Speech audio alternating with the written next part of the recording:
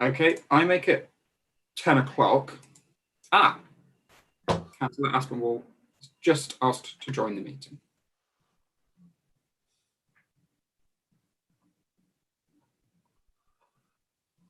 Good morning, Councillor Aspinwall. We can't hear you. Yes. Good morning. Sorry that I'm back on time. I'm literally back to back all day today. So yeah, that's why I'm right on the nose. But hello everyone, welcome. And we are now live on YouTube and Corrit, so we can go ahead. Okay, marvellous. Just give me 2 seconds to just download these. I don't know why these notes aren't downloading. 1 second.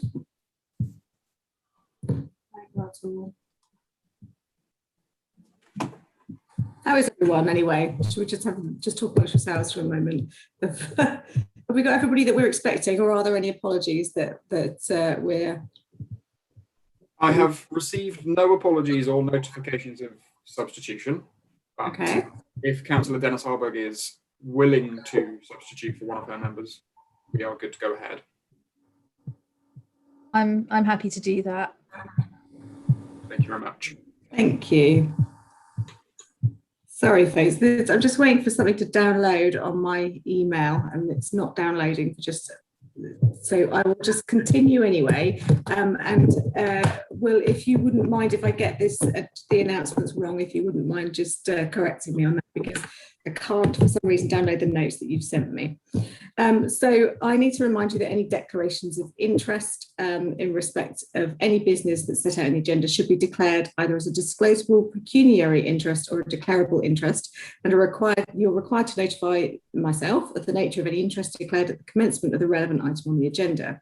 Members declaring a disclosable pecuniary interest must withdraw from the meeting for the duration of the item. And members declaring a declarable interest wishing to exercise a councillor speaking right must declare this at the same time as the interest, move to the public area before speaking to the item, and then leave the room before debate and vote. So I must also ask that you've ensured that you're familiar with the protocol of remote meetings, which has been published on the northherts.gov website. Anybody unfamiliar with that? Not seeing any hands up. And so if I can move then to the first item of business, which would be the minutes, unless Will needs to do something, which I think... Can I just take a roll call to make sure that everybody can be heard and seen as necessary, if that's okay? Thank you. Thank you. I'll start with our members. Councillor Aspinwall. Yeah. Councillor Nguala. Not present. Councillor Hone. Yeah, I'm here. Councillor Hoskins. Yeah, morning all. Good morning. Councillor Strong. Good morning, and apologies for my tardiness. My NHDC laptop wouldn't play with me this morning, so I've had to use my home one. Thank you very much for joining us. And Councillor Dennis Harburg. Yeah.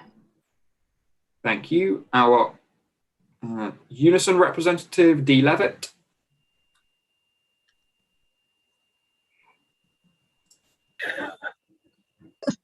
Sorry, hello.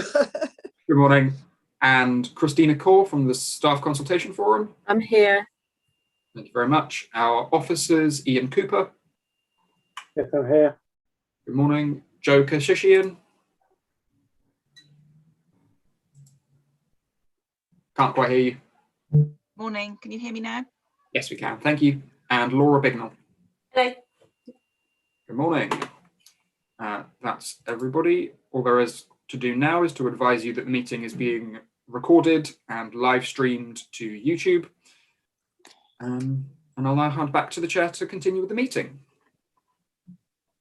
All right, thank you very much, Will. And apologies, I can't download the chair's notes at all. So I'm literally just on the agenda, and I've got no other notes apart from that. So if anybody wants to jump in with anything that I'm missing from that, either Will, Joe or Ian, then please do just jump in and let me know. But first of all, then, if we can just go to the minutes. So to take as read and approve a true record of the minutes of the meeting that was held on the 10th of March 2021. So for those of you that were here for that one, can I just have a look and see if there's anybody that wants to comment or have any questions about those minutes?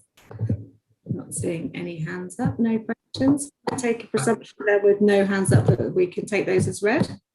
I must advise, Chair, that we are still seeking advice about whether or not we're able to approve minutes in a remote format. We're sort of back to our position as we were at the start of the pandemic. So these are just for noting today. Okay, so I can't approve them electronically. All right, okay, thank you. I bet that's in the notes that I can't download. Can I just add, I don't think I've seen the minutes, but that's maybe my issue. So, because they're not in the pack, are they? Or are they? I couldn't find them.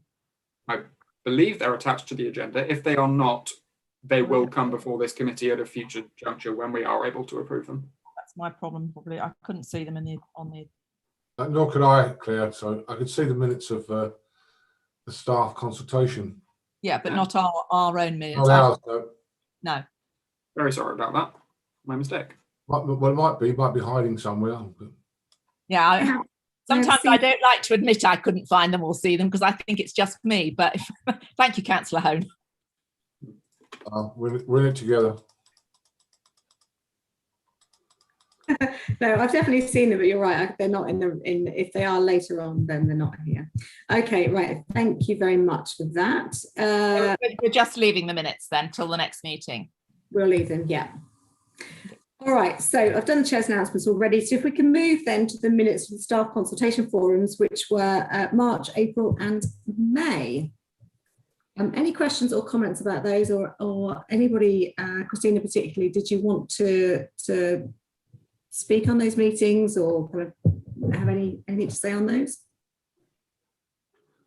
The meetings have been very quiet because we've all been at home, so nobody's complaining. So we're all quite happy, thank you. Everyone's quite happy. Well, that's always good news. Anything to kind of report on recent activity, or there's nothing to pick up on? I'm getting sort of no hands up. All right. So again, are we happy to note those meetings and just we'll push that to the next meeting, or are those? We don't have to approve them, do we?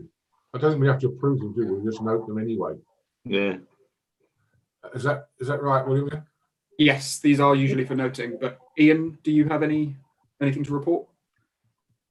Yes, it is for noting. There as in front of you, I guess, but in terms of a brief summary, as you'll see from the March meeting, the SCF discussed the outcomes from the previous staff survey and also the people strategy, which was discussed this meeting last time. So sort of complete that loop in terms of it's gone through both you and SCF.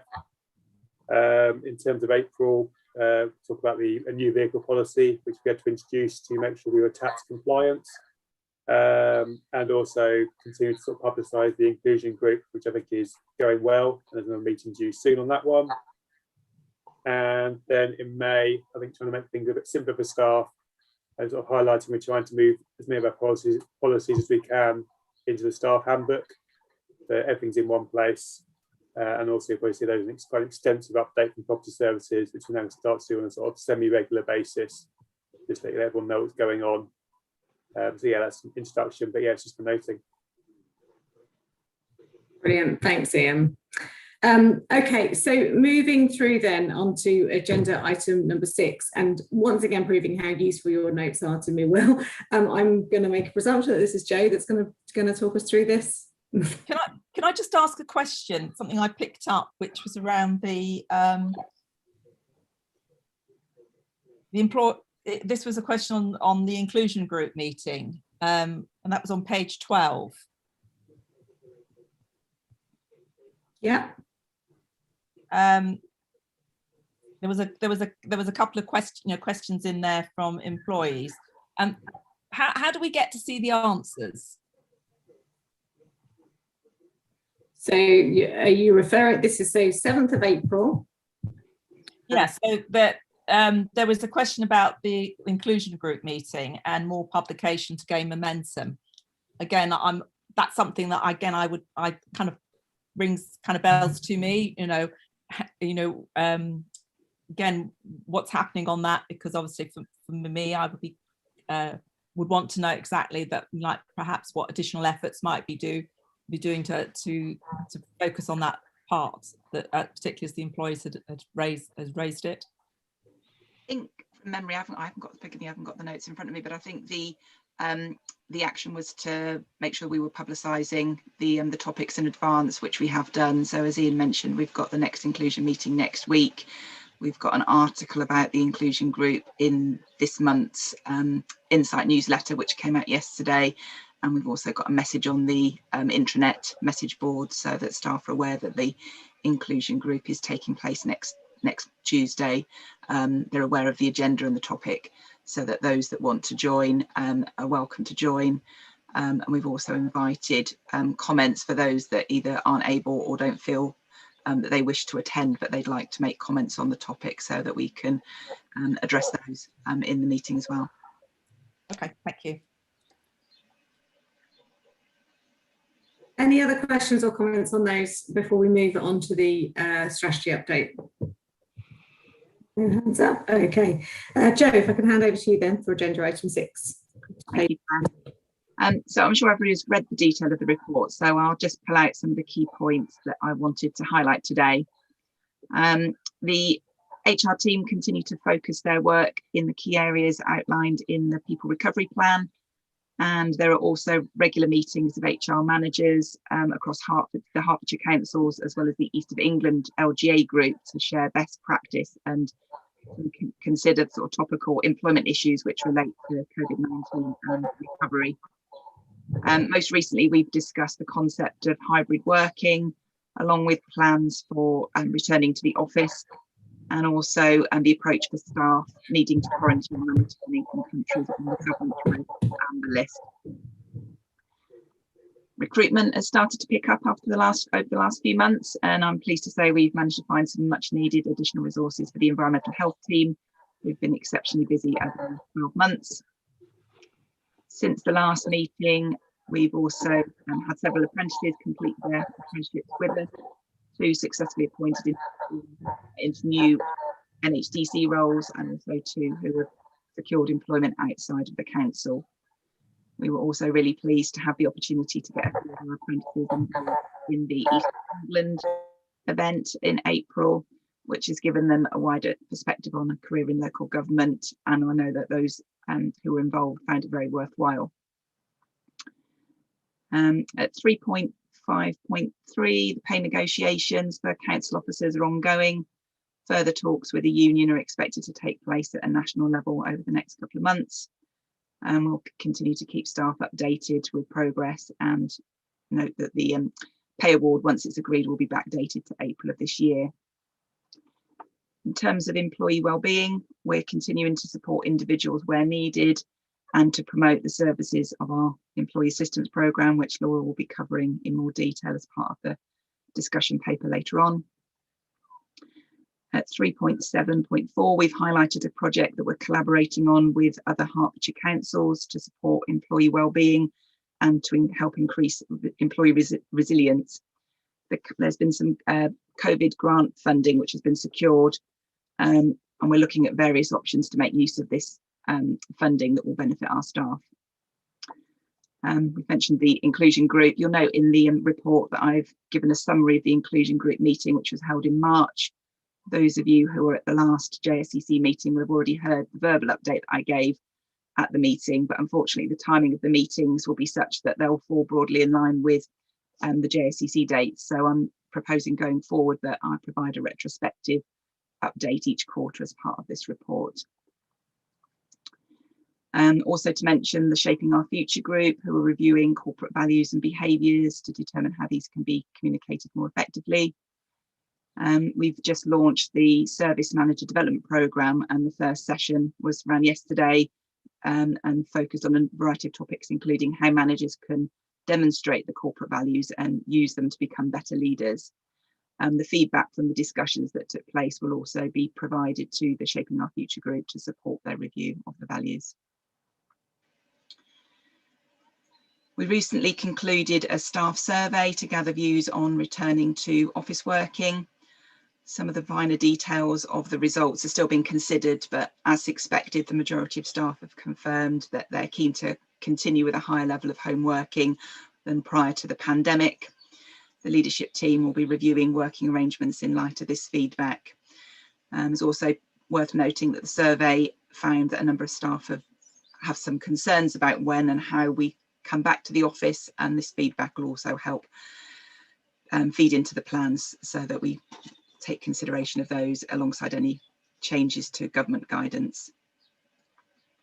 Section 3.11 covers absence. We ended the financial year under target for short-term absence, which, as you may know, has been tracking lower than previous years, in part due to the high numbers of staff working from home. However, we have seen a long-term increase in long-term absence over the last 6 months, and the HR team are working hard to provide appropriate support to those needed.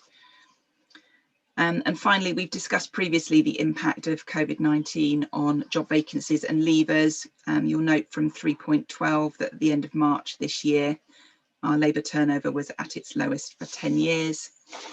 As the economy picks up again, we'll expect to see a rise in labour turnover over the coming months. I'm happy to take any questions.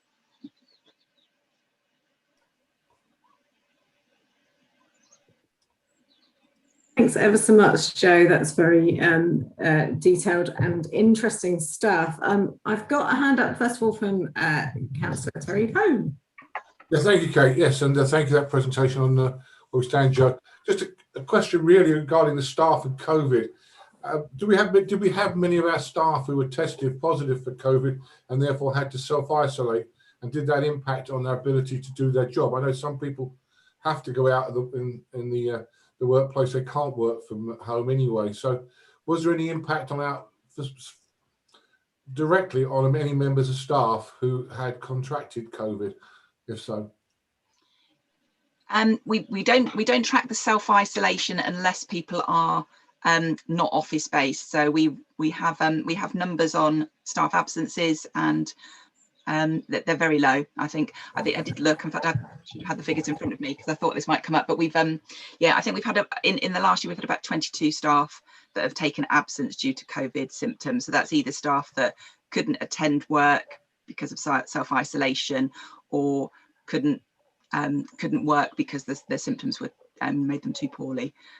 So relatively low. I think we kind of basically had absences in line with sort of the national picture, really, that the absences started to pick up in the late part of the autumn, and had more absences sort of January, February, March, and it's tailing off again now. Thank you, Jo. Appreciate that. Thank you, Jo. Elizabeth, your hand's up. Yes, thank you, Kate. Firstly, I think the answer to this is probably somewhere, but the computer in the office is being temperamental and won't log in, so I can't check the intranet. I think it's positive that we're working with colleagues across the county to put in place mental health support, and we're exploring the options there.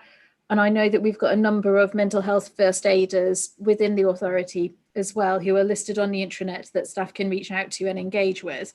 My concern is sort of, have we got anything else locally at the moment that's bridging the gap between sort of the bare basics of just having mental health first aiders and then sort of a potential wellbeing app, or what might come from this project with other councils? Just because obviously we all know that everybody's mental health has been incredibly strained throughout the pandemic. It's exacerbated situations for people who have underlying mental health conditions or the neurodiverse. And I'd like to understand just a little bit more around the work that the Inclusion Network's doing, and if we've got something that's employee-led that people are able to engage with to get additional support in the workplace.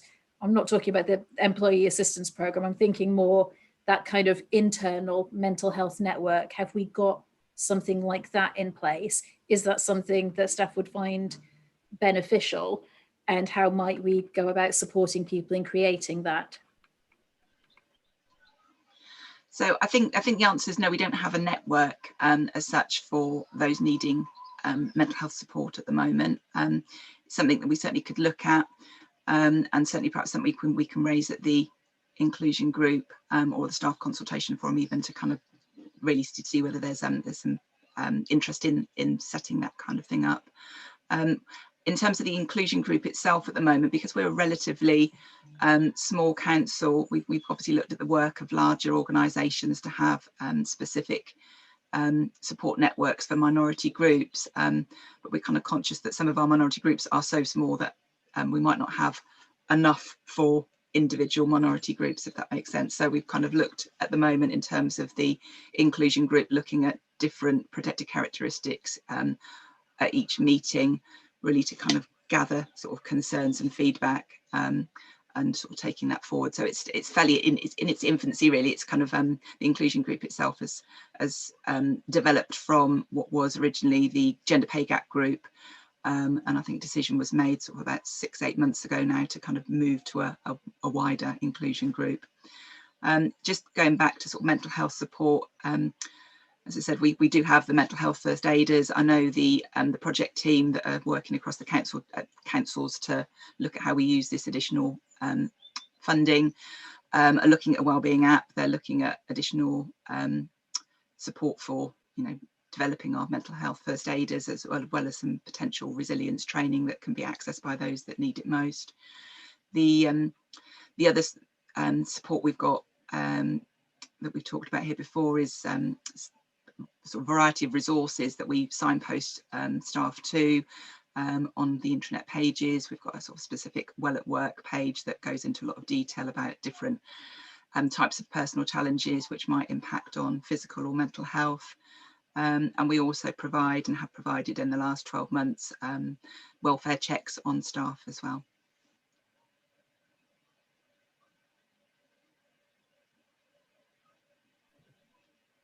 Yeah, thank you. Thanks, Joe. Just on that, I know that I've got a number of hands up at the moment, but I note yesterday, just as I was looking through, that the mental health first aid organisation are now offering mental health first aid in relation to ethnicity.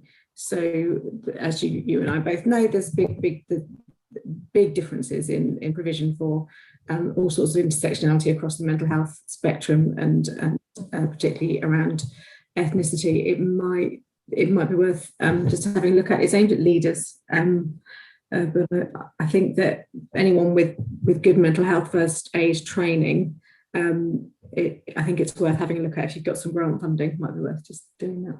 Ian, you've got your hand up. I just wanted to add, so I suppose this is obviously at a very informal level, but throughout the whole sort of last 12-15 months, we have encouraged staff to talk to each other and to try and find ways to help people talk to each other, including making it clear that if you're having a team meeting, take time to talk about each other rather than just purely about work. And I think whilst that's very basic, hopefully that's also helped to contribute to sort of supporting mental health needs.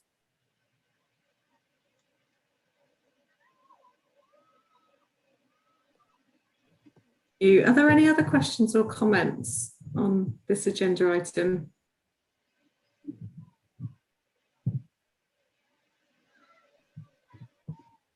I did just have one thing that I wanted to kind of talk to you about, and that was the items under 3.6 employee benefits.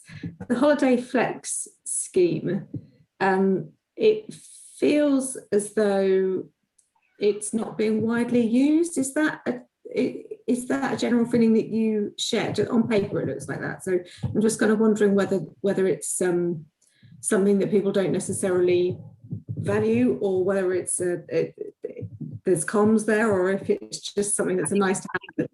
I think it's a timing issue as much as anything else. So we can debate whether we paused the launch of it on the basis of the pandemic. So obviously we trialled it in August last year when most people couldn't travel abroad, and there was significant restrictions, and also many people, I suppose, earlier than August last year might have perhaps didn't have the need for it annual leave. We were keen from a commercial point of view to kind of to test it out, really, to test the water to see whether there could be some savings made. Have been, but we believe that actually if we were in a different year, we could have made more significant savings, and we've decided to go ahead and continue making use of it, because there are I think I said in the report, we've had some repeat customers, if you like, people that took up the opportunity August last year of purchased more annual leave for this current leave year. And that, if there's pockets of people that want to make use of it, then that's all good. But yeah, we are aware at the moment, one, there's restrictions on foreign travel, and that's obviously having an impact on people's holiday plans. But in addition to that, people have maybe accrued and carried over more leave this current year than they have in previous years. So I think in another year or two we might see a different picture once people have cleared the backlog of leave that they've got carried forward, and so people have got more freedom, and make longer holidays. And do you foresee an issue with people not taking their holiday? Do you think that could be a risk? Or taking the holiday that they've purchased through the scheme, do you mean? Or just in general, people not taking all of the holiday that's due to them? I think there's always a risk with that, where people are busy, and we work with managers, we update them at least quarterly with reports to say who in a given department has got annual leave outstanding or high balances of annual leave, so that we can keep a track of it. And obviously, hopefully with the warmer weather and summer months, I think people will take the opportunity to take a break from work, even if they can't travel to the sunnier climates, etc. And and make sure that they've got that break from work, which is obviously very important.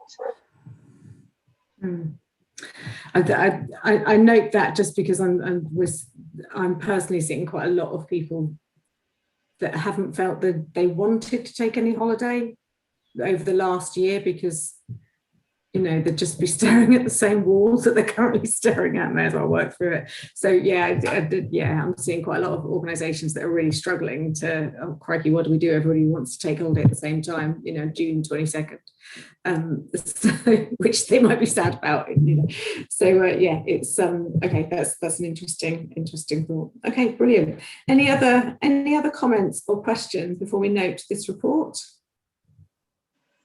But no hands up, so let's just go with that. That's all to be noted, and thank you ever so much, Jo, for your work there. That's really it's all good news to see. Right, let's move on to item 7 then. And Laura, I believe you're going to present the strategic discussion paper on our EAP, Employee Assistance Programme. Thank you. So I believe you've all been given a copy of the strategic discussion paper, so I'll just kind of pick out some of the highlighted bits. So the Employee Assistance Programme, we often shorten it to EAP. It's an essential support service designed to assist employees and counsellors in resolving personal problems, which could also be affecting them at work as well. At NHDC, we do advertise this as a benefit in attracting new staff and also retaining the ones that we have. So our current EAP provider is Workplace Wellness. I think we've had them for about 2 years now. And they provide free access to all employees and counsellors and their immediate families, providing expert advice and guidance on a whole wide range of issues, including but not limited to physical and mental well-being, family and relationship issues, as well as housing and financial advice. They also provide up to 6 counselling sessions free of charge. It's completely confidential service. You access it, the individual access it direct through Workplace Wellness. They don't come through HR or through NHDC at all. And we only receive data on the number of staff that have accessed the service, not on the individual details or the context of the contact. So I think it's a benefit to both NHDC and the employees. Obviously, from an employee's point of view, it can help them prepare and successfully cope with life's challenges and changing events. And from an NHDC perspective, these matters could sometimes cause people to become distracted and anxious at work, and potentially result in a long-term absence. So EAP could help prevent that. I provided figures in the discussion paper there for usage in the last 12 months. We've not yet had the figures published for April to June 2021, which is why they're not there. But I think the figures show a fairly consistent uptake quarter on quarter. Interestingly, the highest uptake was for July 2020 to September 2020, which was, I guess, quite surprising because that was when things were starting to open up again. So we could kind of make assumptions on why that might be the highest in the last 12 months. I also went back and had a look at the figures for sort of 2019 and the early part of 2020 prior to the pandemic. And interestingly, they were fairly consistent to what we've seen in the last 12 months, which potentially would suggest the pandemic hasn't had effect on the staff opting to use the service. Take up is for us about 7.5%, and that's slightly higher than the national average for workplace wellness, who have reported 5.3% as being the average take up. So the annual cost of the service is £1,800, which works out approximately £4.50 per employee. It's difficult to put a price on providing staff with this kind of level of peace of mind that the EAP can offer, and also can potentially prevent long-term absences. Sort of taking that all into consideration, I would suggest that it's financially a low-cost benefit that we're able to offer.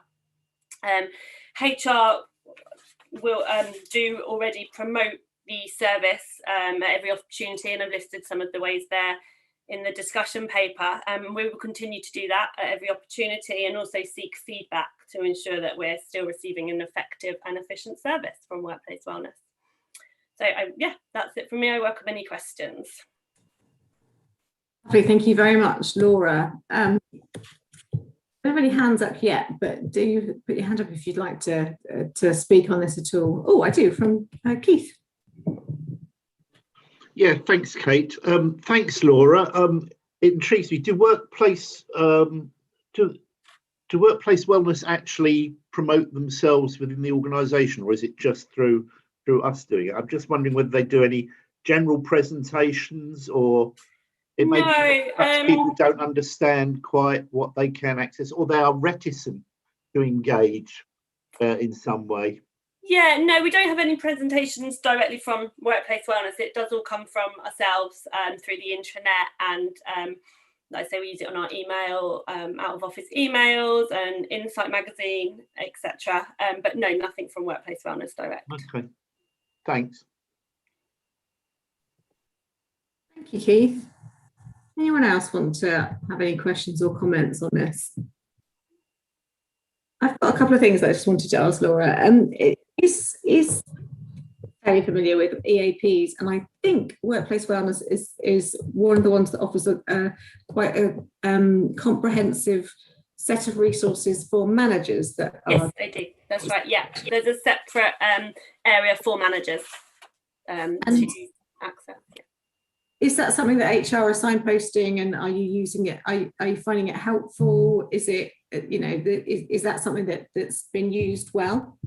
I don't know about the kind of individual usage for managers, but certainly from a HR perspective, we do, when we're liaising with managers on sort of employee relation casework and things like that, we will signpost them to the manager section of EAP. Okay. Yeah. So that's an additional benefit, as I see it, because it can probably save you quite a bit of time.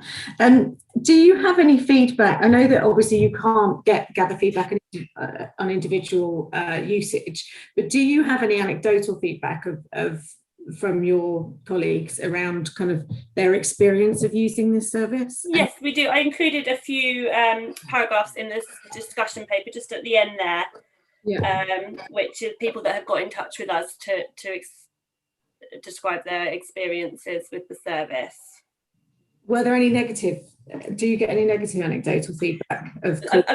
Personally, I've known of one, and we did make contact with Workplace Wellness to resolve that. And obviously it's confidential, so they weren't able to discuss with us the finer points of it, but they did take the feedback on board, and we're going to liaise with the individual.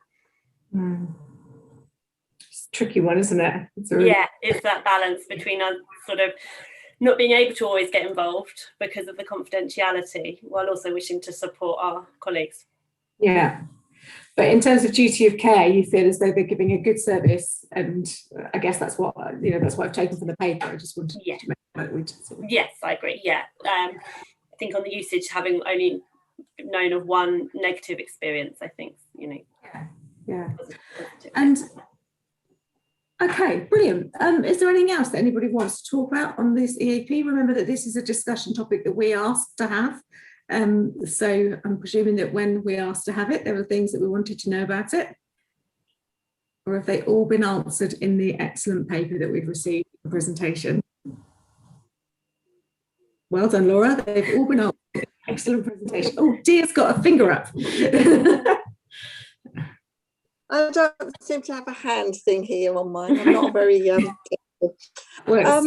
I ask Laura, when we're going back to the days of the dinosaur now, when we first started in employer assistance, the company came in and gave some chats to staff about what they were, sort of tried to reassure the confidentiality and so on. Is it worth perhaps seeing if they could do some kind of presentation, perhaps at one of the training days that we do, so that staff did get to know a little bit more about it? Yeah, certainly something we could look into. Yeah, no, thanks, Dee.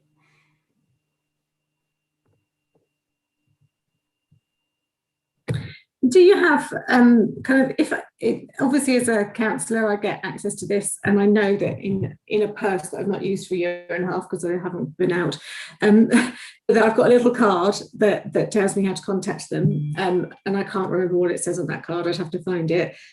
So actually getting in touch and going through this process at the minute would feel a bit clunky. Do you do you think that it's kind of the comms that you've got at the moment, it's in front of people enough and they know how to contact the EPM? I think so. Sort of on our intranet page, it's laid out quite succinctly exactly how to contact, what the login details, and separate the manager and the employee, and we signpost to that page. I think it is as kind of straightforward as it really can be, while also providing enough information to showcase what the service is and the confidentiality. Brilliant. Right, thank you very much, Laura. We've got hands up at all, so I think we can move on to our strategic discussion topics and the suggestions that we've got for the next meeting. And I'm very excited to tell you all that the notes have downloaded. So if we could start again, I might sound a bit more compos mentis, but anyway, so we just need to just consider the subjects for debate at future meetings, which obviously we've got here. So there are helpfully that what we've already talked about is there on page 38, which I always think is useful to kind of look back to, and I know that we've had some kind of good conversations already about what difference does COVID mean to us going forward. And we have already said that for September that we would be looking at the challenges and rewards of long-term home working. So just a quick check on that in light of kind of where we are with the people strategy and the the build back and recovery. That do we all still feel that that's relevant? And I'm looking particularly at Joe and Ian on that, just to kind of, do you feel that in September there'll be useful things to discuss and useful information to share? Yes, I think so. I think we'll be back to some degree in the office by then, hopefully, touch wood. So yeah, we'll have a strategy about what we're doing, and we've obviously got the staff survey which is just finished, and be able to feedback on that in much more detail by then as well. So I think yes, that'll be back to good timing. Joe, did you have anything else to add? Yeah, just to add, as Ian said, yeah, I think, well, we'd like to think that we might have some degree of office work back by September, but I think in terms of just reviewing the last 12 months, obviously we can talk about a variety of things, in terms of benefits and challenges in the last 12 months. But of course, notwithstanding, we've had home working in place at North Herts for about 9 or 10 years now. So we've got some staff members that have worked for a very, very long time, at home, whilst for other teams, the last 12 months has been their first taste of it, if you like. But yeah, I think there's plenty of material for us to draw upon to pull together a meaningful paper next meeting. That's what the committee want. And we can expect the staff survey as well at that one, so we can have a look through that. If that's appropriate. Is there anything else that you think might be in that staff survey that could be useful at that meeting for us to kind of have a look at, or obviously, if we're talking about strategic items, we'd only want to focus on one, but looking at kind of what we've discussed in terms of people plans and the people strategy, would it be something that we would focus on there as kind of the results of the staff survey and what action plans are coming out of that? Would we be able to do that then? Just to be clear, the staff survey we've talked about is purely around the home working, and well, yes, we've had three surveys, I think, in the last 12 months. The first was around August, just to kind of see how people were doing. We did a kind of a follow-up in, I think it was about February, again, was around sort of people's well-being and how people were coping with home working. And the most recent one was focusing on people's desire to return to the office or not, and opportunity to kind of make concerns about how returning to the office might look and feel. So we've not had a broad staff survey for a year or two, and I'm kind of on a further plan, but yeah, that's not a focus for the next few months. Okay, all right, thank you. So I'm looking to the committee then to think about what we might want to be talking about in December. So kind of looking forward, and there are helpfully some suggested topics there on page 37, but feel free to come up with your own.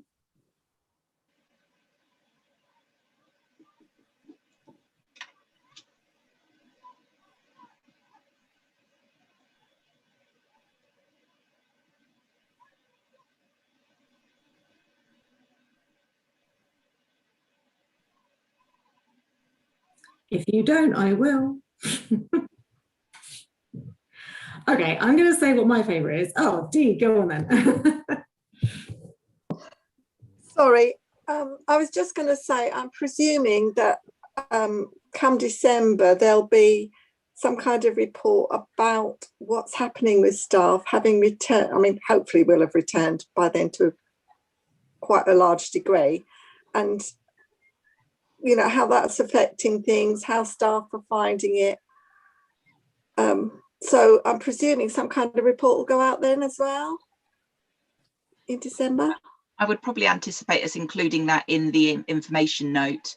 I don't know whether anybody else has got any other kind of views on that, but I think, yeah, certainly it's something we can feedback. We would pick up anecdotally, as well as maybe through things like SCF, but yeah, in terms of a discussion topic, I think we would just pick it up as the part of the report. Yeah, I agree with you on that, Jo. I think that's the appropriate place to put that. Claire, you have your hand up.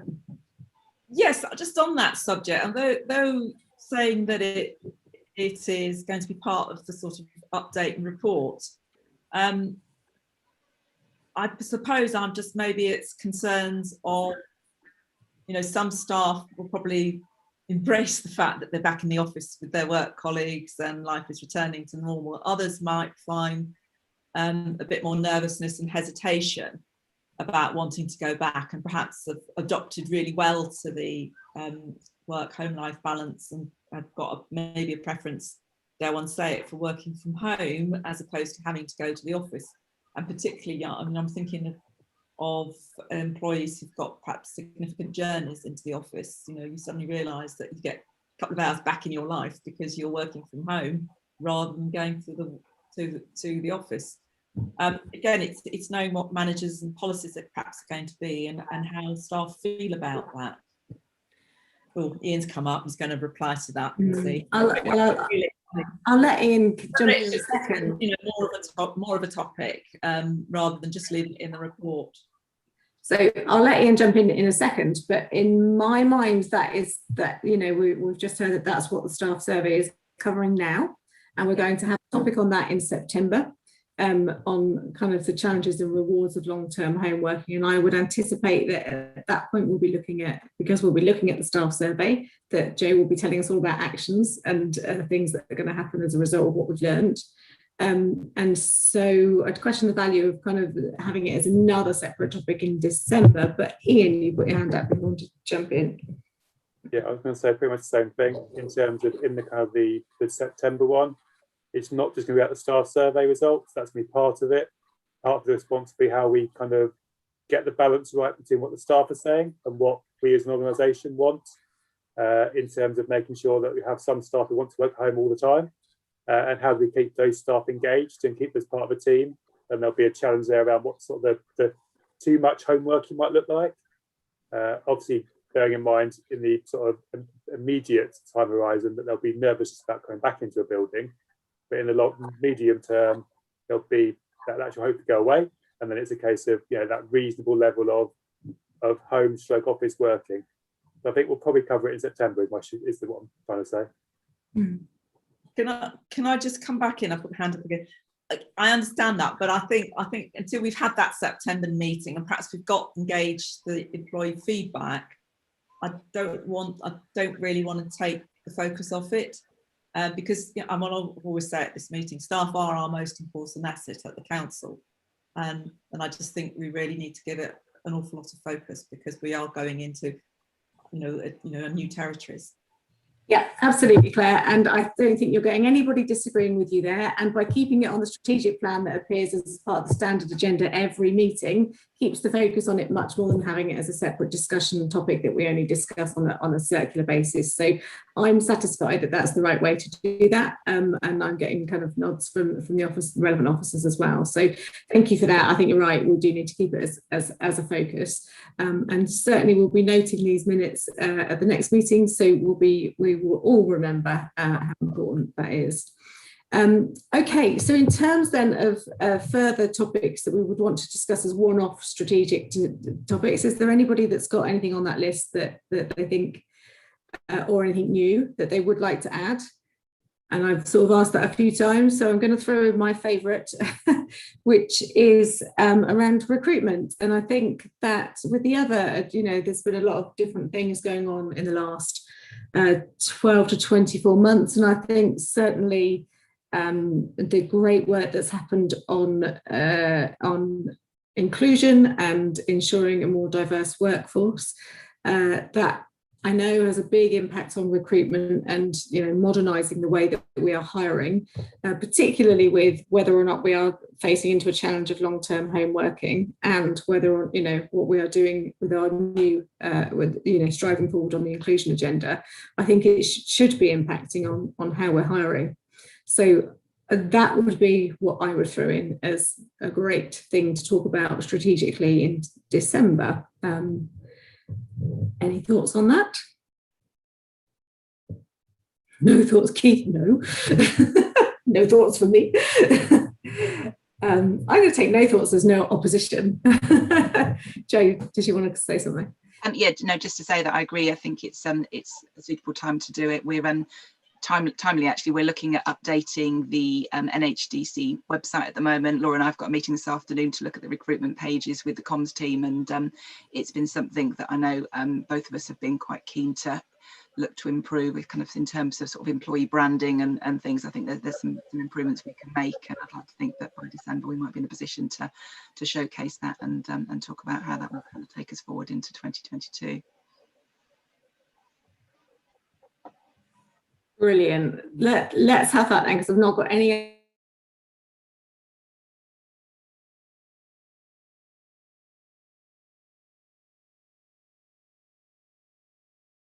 hands up saying no, that's a dreadful idea. I think I'm just great to see that we're going to be looking at this equal pay review that you're doing with Gap Square, and it feels like that's a good thing to put as part of that employer branding work. Is this kind of actually these are what our pay gaps look like, and this is what we've done, and the success that we've had. It's in terms of modern recruiting, that's a really great message, isn't it? So I know that we're not having a discussion topic now, but I just want to throw that in. It's a great piece of work. Let's definitely show it off. So good. It sounds like December, that'd be a good chance to show that off, and for us to kind of have a good look and get a really good understanding of what's changed and how things are different. Brilliant. All right. Okay. So that brings us to the end of this meeting, I think. Oh, I can look at the notes they've downloaded. Does anybody, before we sign off, does anybody have anything else that they want to say or wave?